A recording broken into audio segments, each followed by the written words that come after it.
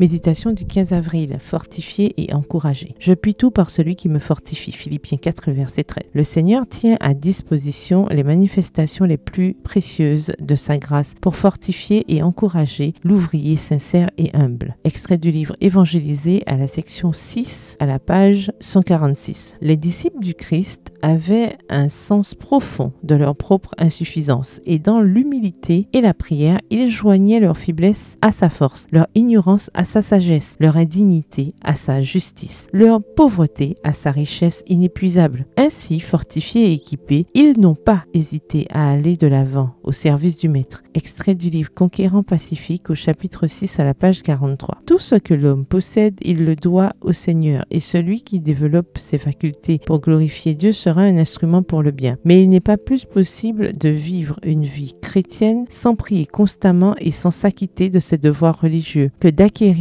des forces physiques sans manger. Il faut que nous venions nous asseoir chaque jour à la table du Seigneur. Si nous voulons que la sève divine coule en nous, nous devons être unis au cep divin. Je vous supplie de vous conduire sagement en ayant en vue la gloire de Dieu. Remettez-vous-en à sa puissance, que sa grâce soit votre force. Par l'étude des Écritures et par la prière fervente, efforcez-vous d'obtenir une claire conception de votre devoir, puis accomplissez-le fidèlement. Il est essentiel que vous soyez fidèles dans les petites choses. C'est ainsi que vous contracterez des habitudes d'intégrité dans les grandes occasions. Chaque événement de la vie est important pour le bien ou pour le mal. L'esprit a besoin d'être mis à l'épreuve chaque jour afin qu'il puisse acquérir la force de faire face à toutes les difficultés. Au jour d'épreuves et de périls, vous avez besoin d'être fort pour rester fermement attaché au bien et affronter les oppositions de toutes sortes. Extrait du livre Témoignages pour l'Église au volume 1 au chapitre 105 aux pages 669 et 670. Jésus consent à porter nos fardeaux uniquement si nous lui faisons confiance. Venez à moi, dit-il, vous tous qui êtes fatigués et chargés. Confiez-moi votre fardeau. Faites-moi confiance et j'accomplirai la tâche qu'il est impossible à l'être humain d'accomplir. Faisons-lui confiance. L'inquiétude est aveugle et empêche de discerner l'avenir. Mais Jésus voit la fin dès le commencement et pour chaque difficulté, il a préparé une issue de secours. Si nous demeurons en Christ, nous pouvons tout faire par celui qui nous fortifie. Extrait du livre Testimonies for the Church, témoignages pour l'Église au volume 7, au chapitre 58 à la page 297. Bonne soirée et que l'Éternel vous bénisse.